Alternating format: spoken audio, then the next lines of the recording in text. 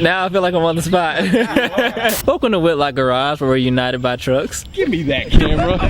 Welcome to Whitlock Garage. Today on Whitlock Garage, we got Stone from Young Chevy Truck YouTube channel, and we're checking out his 1984 Chevy C10. Oh yeah, we got Kevin Dean back here too.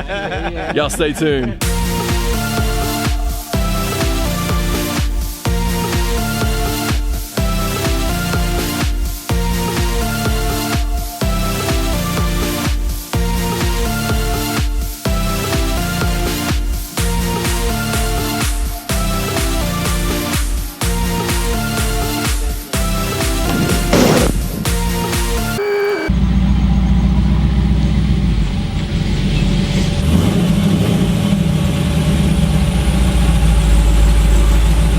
Wanted to give it a little baby rev because yeah, I don't want to wake the neighbors up. You know what I mean?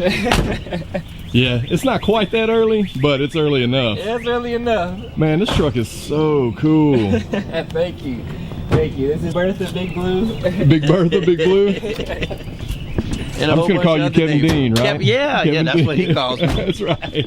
I love it. Yeah, the whole joke behind calling him Kevin Dean is that's just everybody calls him first name and last name. I don't know what it is. Sometimes they do it to Everybody, me too. all my So. work That's awesome. associates, all my friends. Do they really? Yeah. That's awesome. Because it's so sing-song. It's so rhymey. Yeah, it So- definitely fits. So he does it too.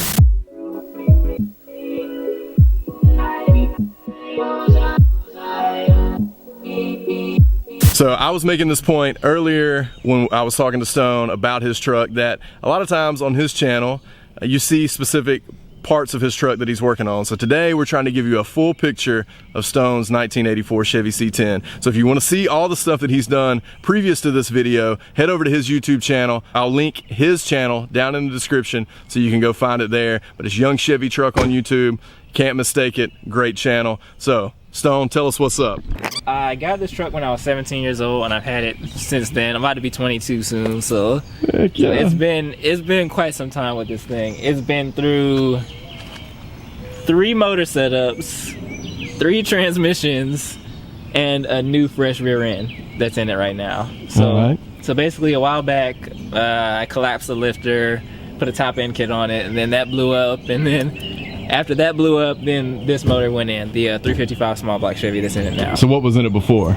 It was a regular old 350, and the funny thing about it is we thought it was a 305 before. Oh man, how often does that happen? Because they said, oh yeah, it's a 305, and it was an original 305 truck. Yeah. But someone along the way said, oh, we'll put a 350 in it real quick, and we didn't know it until we took the heads off and we measured the bore. We're like, that's a 4-inch bore, so 350. Normally happens the other way, where it's that you get sold a truck, you think it's a 350 and it's a 305. Then we got to fight. Yeah, right. So you've had the truck since you were 17. Mm-hmm. Was it always blue like this? Have you done anything paint and body wise? I haven't done anything paint and body wise. It has been just like this. It used to be red, of course. You might see the dash. The dash is still red underneath. Somebody did a quick, you know, spray job on it. Yeah. But people seem to like the blue, so I guess I shouldn't be mad at it. Oh, I dig it. But it was red, and then they painted it blue, and in the future I'll probably end up repainting it the same color and just having it tuned up and everything. And I think I'll go ahead and give y'all a sneak peek. I'm probably gonna take this line out and put a painted black line in it. Oh yeah. Take all the trim off and just put a painted black line down the whole thing. That'll be killer. Yeah, because that is probably, I'd say when they painted this truck, as a stick-on sort of an adhesed trim line, and I've seen that on a ton of trucks, especially from the 80s. I guess that was just a thing to do back then when you, were hot back then. Yeah, or 90s even, I guess, when you painted a truck, we're like, hey, we'll just throw this adhesive trim on it. So the 355 got a little baby cam in it. Yeah, I'll crank it up for them, and you know they'll get to hear it in the later part of the episode, I guess. Yeah, I'll drop that in right here. Okay.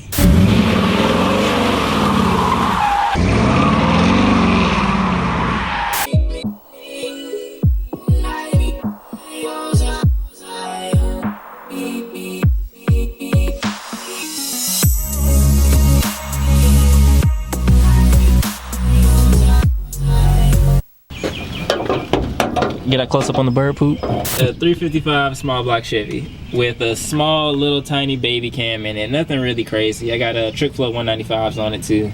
and a Street Fire distributor, and an Edelbrock AVS too. So tell me about the Trick Flow 195s. What are those? It's a 195cc, hence the name, Trick Flow 195s. And I just got them because I knew that they would work with the piston size that I had. Because I know the pistons would be like if I used the old heads that were on the old setup, they were a 56cc, and these I think are 62cc. So it lowered the compression a little bit. Yep. I didn't want it to be like 11 to 1, 11 plus to 1. So I wanted it to be like 10 to 1. So this is 10.2 to 1. Oh, sweet. And are they aluminum heads? Yes, all aluminum.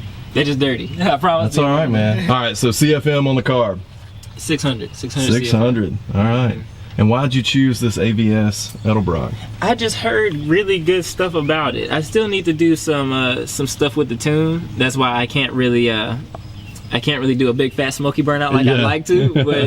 But is it bogging out on you when you get into it hard? Yeah. It kind of dies right at like 1200 RPM. It does enough to have a little bit of fun. But I wouldn't rev it past 3000 RPM because it'd probably break something if I do. So I keep it chill.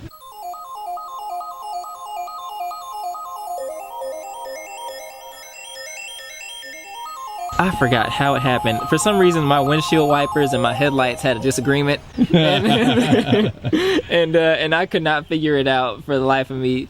And for some reason, you would flip the headlights on, and then the high beams would come on, and the windshield wipers would come on with it. They were all that electrical stuff we were talking about earlier. One didn't like the other, and they had to settle it or something. I don't know what it was. But I took the dashboard off of it to try to figure it out. And I never put it back on because it was just dirty and it was ugly and cracked up anyway. Just like a square body. You gotta sport the wrinkles, you know what I'm saying? When you start getting older, you know what I'm saying, you gotta just respect your own wrinkles, you know? That's right.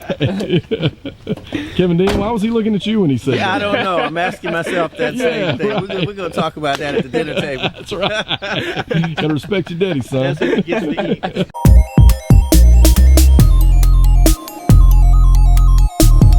So tell me what's going on under the rear end. We got 342 rear gears and a Eaton True Track differential, like a posse type, but it's like it has worm gears instead of the clutches in it, so supposedly it never wears out over time. We'll see about that. Yeah. 1,000 burnouts later. Yeah, 1,000 burnouts later, yeah.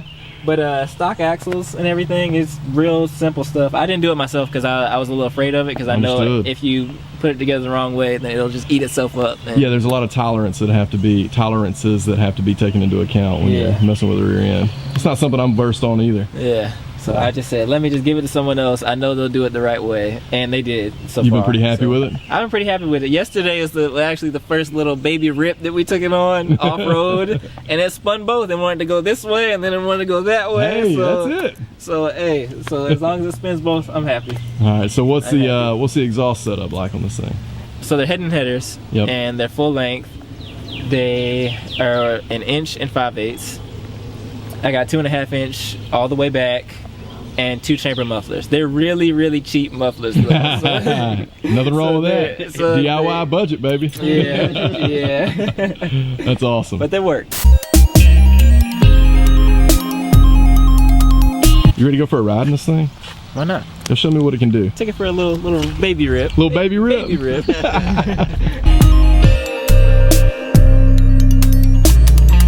about to have a little fun. Stone, Young Chevy Truck.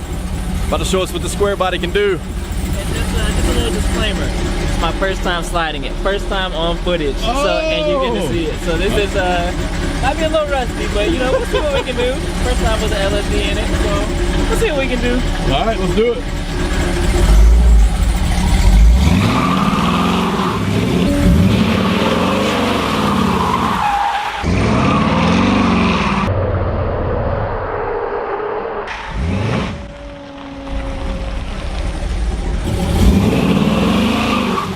That's a little bit right there. A little bit of fun this morning. Oh yeah. Good photograph, real nice. How you feel about that? I feel pretty good. Little LSD, putting it down to the pavement. Little baby LSD. Little baby Wow, LSD. this truck is some kind of phenomenal. That was my very first time sliding it like that on a closed course, of course. A closed course in Mexico. Yes, Private course. Of course. That was my first time sliding it like that in years. Wow. Years. I'm glad you got to get the first one. Yeah, me too. Surprised it didn't kick harder. I always expected it to slide a whole lot harder and cut a whole lot harder, but it didn't really want to. Yeah. I really had to make it do it. But still. Maybe take a little practice. All right, Stone, so tell me a little bit about some of the other plans you got for this truck. Man, Wish lists, dreams, you know, Okay, well, whatever it is. straight up, wish lists and dreams. I want a built TH400 for one. I want a fully forged 383 stroker. Oh, man. That's really what I want, and I want it to put at the very least 400 horses to the tire. Oh, that wouldn't be hard with a 383 stroker. So the cool thing about that is no LS. Yeah. You want to stay Gen 1 small block. I want to stay Gen 1 small block. I just feel like a lot of people get wrapped up in the LS. I mean, it's a good engine, you know, don't get me wrong. Oh, yeah. It's a really good engine, and I definitely like it, but I just, for the sake of me and for the sake of like growing the brand, I wanted to keep it with a Gen 1. Since I'm so young, people are like, Yeah. why are you still doing that? So, And how old are you? I'm 21 and I'm gonna be 22. That sounds like something a young person would say. But, Right. Yeah. I'm 21 and I'm going to be 22. Yeah. Yes, you are. That's what comes after 21. Well, I do think it is cool that someone as young as you is still interested and enthusiastic about an old truck like this, an old Gen 1 small block. I mean, that's just that's a really cool thing. It's the simplicity too. Yeah. The simplicity, like it doesn't take a lot for it to run, but like if an LS motor has like a bad like MAV sensor or whatever, then it's gonna start to act different. You know what I'm saying? Yep. I like the fact that this thing is gonna perform that way regardless. Yeah. For the most part, anyway. Yep. For the most part. And if it starts acting funny, you can pull out some normal hand tools Yeah. and parts you can get at a parts store Yeah. and make it right. Yeah. That's the best part of it all. That's cool. All right, guys, so that's going to do it for the first episode of What's in My Driveway at the new Whitlock Garage headquarters.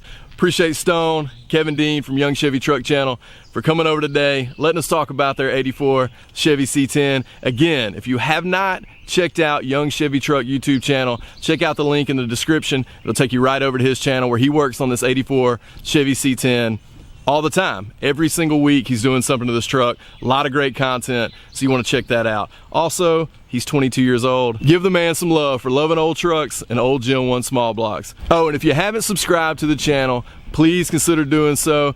If you like this video, definitely hit the thumbs up button below the screen there and leave us a comment. Let us know what you think about Young Chevy Truck's 84 C10 and what you think about him being young and into the stuff. All right, that's gonna do it for today's What's in My Driveway. We'll catch you next time on Whitlock Garage. Cue the music.